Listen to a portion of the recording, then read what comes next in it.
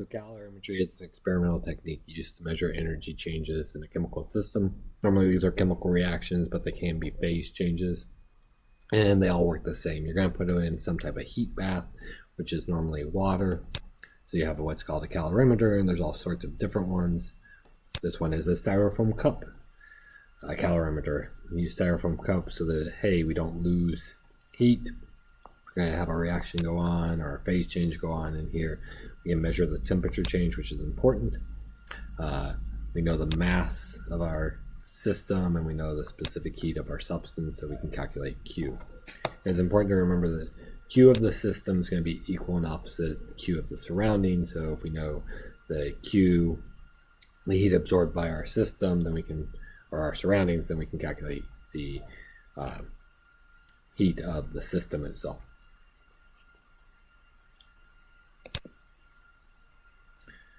So if heat goes into the bath, then the temperature is going to go up, and then we know that the heat was released from the system, and so it's an exothermic reaction.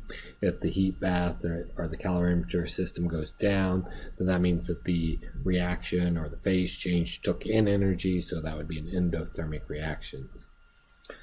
We can apply the conservation of energy, thermodynamics.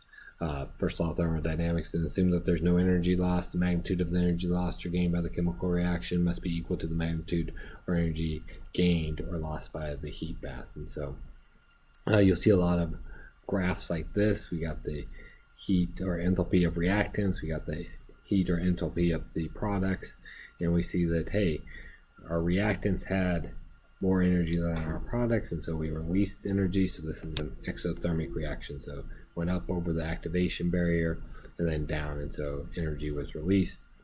Or you could have an endothermic reaction where the products have more energy than the reactants, and so they had to take energy from the system. So you have an endothermic process where you see that the on the right side of the bump is higher than the left side, so the products is higher than the reactants.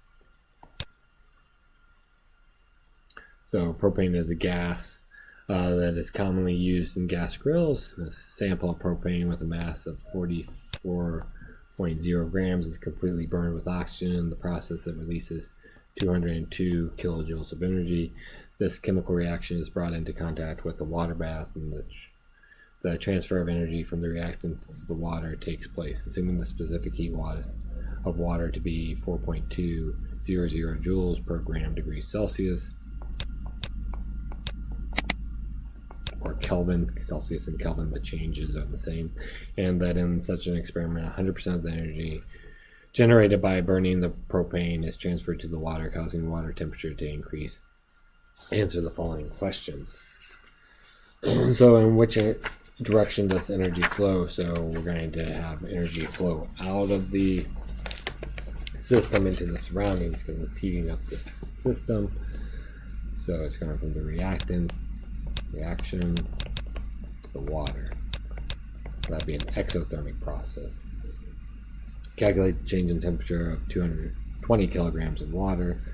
So we got 20 kilograms of water.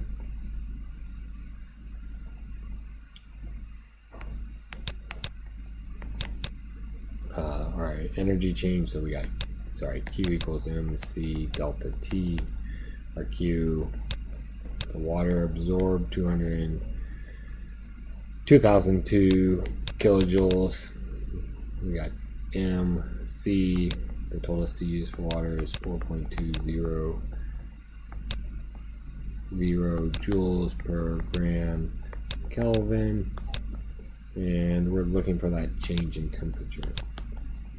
So important things to notice here is on the left side we have kilojoules, on the right side we have joules. So we need to do a conversion so that they're in the same units. So I might take my kilojoules and change it to joules by adding 3 zeros.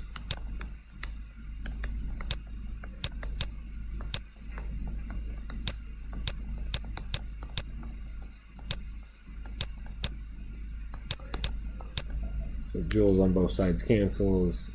I hope I got kilograms and I have grams, so I need to make sure I convert that also. So that's going to be grams. Now my grams will cancel.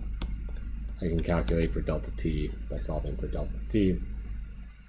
Take this, divide it by that, put it into my calculator.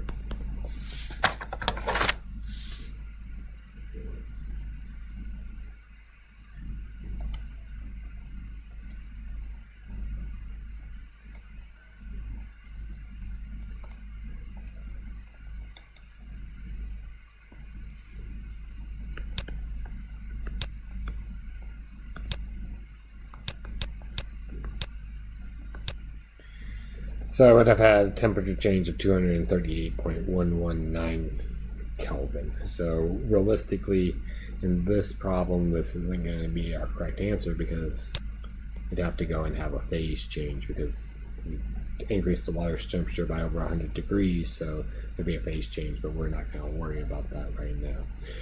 Is the combustion burning of propane an exothermic or endothermic process? You should know it's an exothermic process when we burn things. We also saw that energy was released because it was absorbed by the water. So any of those would work out.